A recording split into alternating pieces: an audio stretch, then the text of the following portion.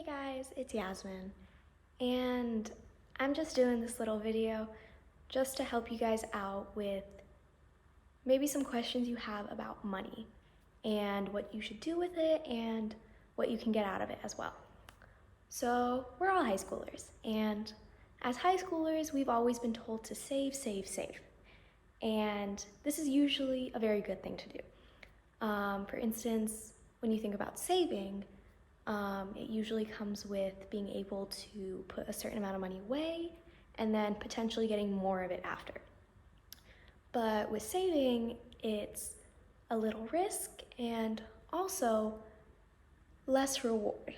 So when you got little risk, you got little reward. But then there's something that we don't talk about, and that's called investing. Investing is kind of different from saving. Investing is a much higher risk with your money.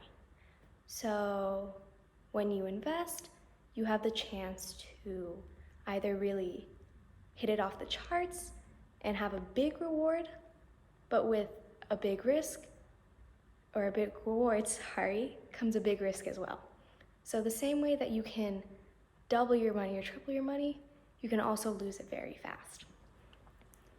So saving our money, what is that really? When you save money, your money can slowly increase. It's a very safe way to store your money and to eventually get more money. But you don't really want to touch the savings very often. So you usually store it and leave it for later. So something you might want to tap into your savings for is, say you are living in an apartment and your pipes break or something like that. So you would actually maybe tap into your savings a little to fix that. Or for instance, you might have an emergency that you have to go to the doctor's, and that's another time that you would like to tap into your savings. But your savings, your money slowly and steadily rises, not as big as, say, an investment. So your savings you always have, and that's something you want to keep and try not to touch as much as possible. But then we think about our investments. And our investments are maybe if you got a little extra money laying around that you would be willing to, say for instance, put in the stock market. And something like that would yield in a bigger amount of money, yes. But when you put that kind of money into the bank, you have, not in the bank, but like a stock market, you have to be able to also accept it when it doesn't always come back. So if you either need money really quickly and want to avoid getting a loan, or you want to take your chances because you're feeling a little lucky, then investing is the way you want to go. And ultimately, investing can be a good thing. Don't get me wrong with that. Because when you do that, you have the chance to, you can slowly build your money up, but you will also have the chance to really boost it really quickly. And with investing, you have to be careful though, because the same way it goes up, it can come down. So just gotta cross your fingers and hope it goes your way. So you've been hearing me throw around these words like saving and investing, but how can you do that? How can we as high schoolers try to learn a little bit about this new world we're going into? Well, there's two ways you can do it. One way is, let me clarify. There's more than two ways to do it, but I'm going to tell you two ways. So there's something called a savings account. As high schoolers, most of us have a checkings account, but not a savings account. A savings account is pretty much a checking account. However, they usually have higher interest rates.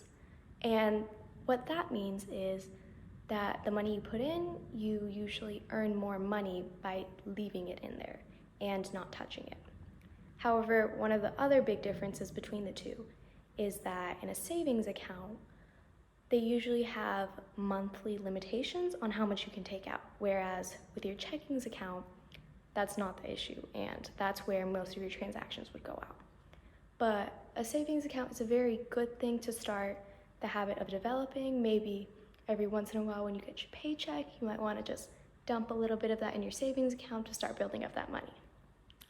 And the second thing that I want to throw out there is also another version of a checkings account, but it's called a certificate of deposit.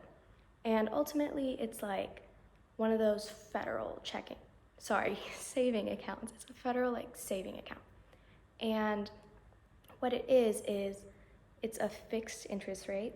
It's usually a pretty high interest rate. However, there's a date that you can come and take it out.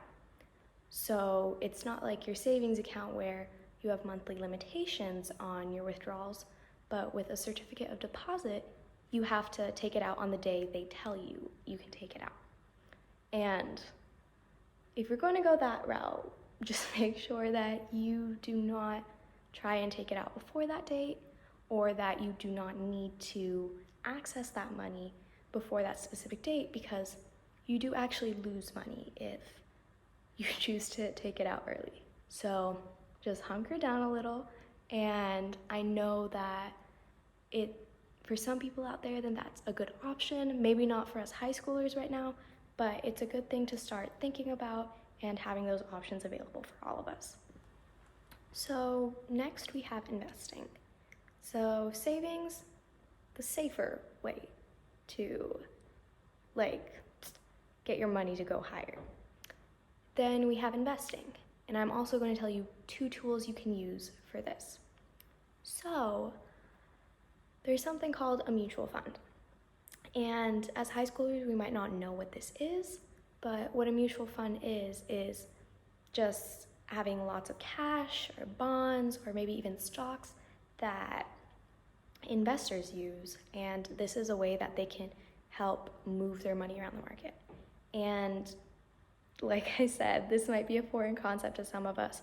I only recently learned about them because high schoolers, frankly, we just don't have a lot of cash lying around to do that.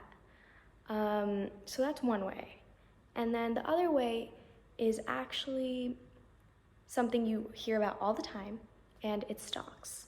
And maybe previously you have thought that stocks are something that high schoolers just can't have, or that's an adult thing, or it's just not accessible, you just don't know how to do it. But I want to reassure you that high schoolers can invest in stocks. Maybe not the big ones, but little by little you can start increasing your money. Maybe you look for a company that you can put $1 down, and who knows, maybe the following day you have $1.01. Although it might not seem like much, you've still made money. You still have a cent extra than what you did before. And ultimately what a stock is when you buy the shares, you buy a small percent of that company. So who knows, maybe you want to take a part in Google. I think those shares are a little expensive, but you might own, I don't know, let's say like 0.00001% of Google. And I think that's pretty cool. So those are the 2 ways that you can invest. And investing, you can hit it big, but just always remember that with the chance of the big reward, you also have the chance of the risk. So just be smart in how you choose to use your money. So I've been talking about savings and investments, kind of making them seem like they're 2 different things. You can choose one or the other. However, it's very important that you take part in something called diversification, which could be the melding of the 2 together. So we got savings, we got investments, and we got to combine them, because only having your money in the stock market might not be a very good or safe option. But on the other hand, having all your money in a savings account could also not get you the results you want. So it's important to spread your money out. So for example, if you do choose that you want a lot of your money in the stock market, maybe not focusing on one sole company, because if that sole company goes down, then so does all your money. But if, say, you have it in multiple companies, then one goes down, you're still not doing as bad. And the same way, just remember how important it is to not have all your eggs in one basket, as they say, because it's important for you and everyone in your life at the time to be able to access the funds and not be worried that one little problem could ruin it all. And I also want to stress to all of us how important it is to see where this money goes and to understand how to use it and really just understand how your money works, because this is your hard-earned money and it certainly does not come easy. I know as high schoolers, we're not always working the most glamorous jobs, but it is money, and when we get that paycheck, it feels really good. After you worked a long week and you come home and it's either in your direct deposit or you just picked it up from your work and you're just like, yes, I did that. And when you do, it's important not to go the next day and spend it all, because some jobs it takes a week to get the next paycheck, or some jobs it's 2 weeks, and you just want to make sure that you're teaching yourself good habits. You're not trying to spend it all in one place.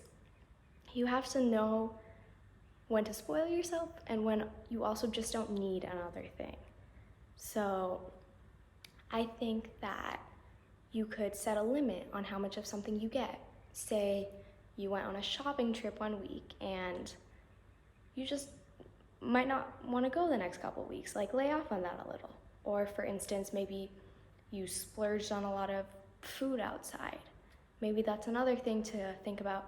Maybe I should just cook at home, or maybe I should not go to such eccentric places. And that's another way to try to use your money and try to fix it in the best way possible. So guys, I just want to really emphasize that you do get your money, it's hard earned, you worked hard for it, and just really remember how to use it wisely. For example, maybe you get a raise, and I think it's very important that maybe that raise you get, say you get $1 more. That $1, you set it aside each week, and every once in a while, you go back and check that savings account, put that $1 in your savings account, and then it starts to accumulate. And I really do believe that that's a really good way to boost what you have, especially because if you weren't used to getting that $1 before, it certainly won't hurt you to just not use it now and put it in a safe place where that $1 could turn into 2, could turn into 3, and it'll just help you a lot.